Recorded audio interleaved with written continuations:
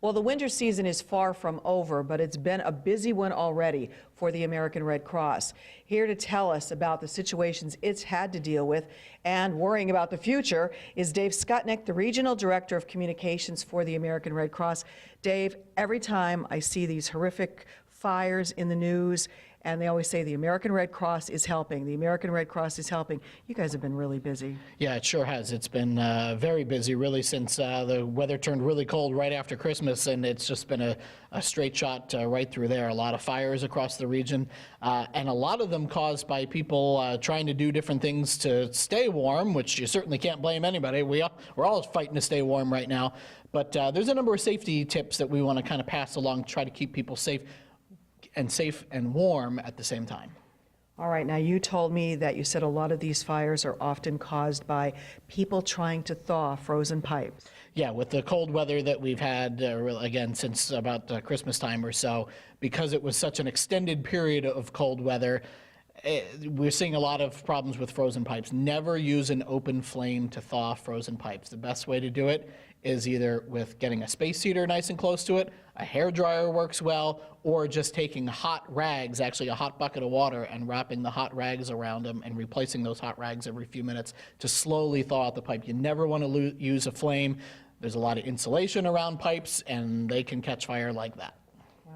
And you mentioned putting a space heater by it, but space heaters can be problems too because they're often a cause of a fire. Absolutely. You need to make sure that space heaters are kept at least 3 feet away from anything flammable. So curtains, preferably put them on a hard surface, not on something like a rug that could be easily tipped over by kids or pets.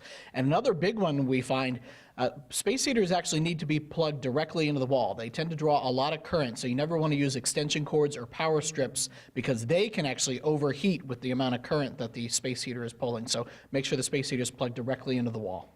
All right, very important tips. How often do you see that people either don't have smoke detectors or they don't have the batteries in them? A lot of the big fires that we see around here, that seems to be the case. That's, we have some tremendous fire departments around here. If you get that early warning from that smoke alarm, they can confine the fire to maybe a small space or one room.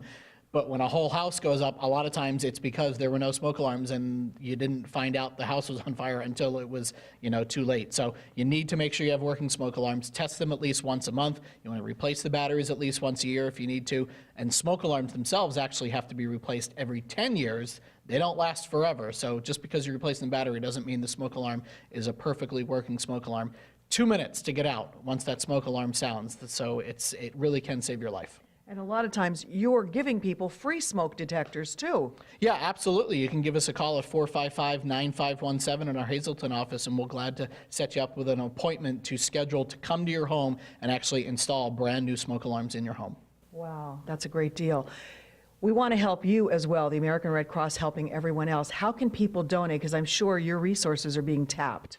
Yeah, absolutely. With the number of fires and the number of people we're helping, things are stretched thin, and it goes all the way back to last year with all the hurricane relief efforts, and now it continues into the winter with the fire relief efforts locally. And we encourage anyone who can to make a donation either by calling 1-800-RED-CROSS, or it's quick and easy online. Just visit redcross.org. All right. Whenever there is something terrible happening, the good people from the American Red Cross are the first ones there to help. Keep up the good work. I hope your workload slacks off. I hope people are safe. They take your advice, and we hope a lot of people call and go online to help you guys out. Absolutely. Thank you, Lisa. All right. Dave Skutnik from the American Red Cross.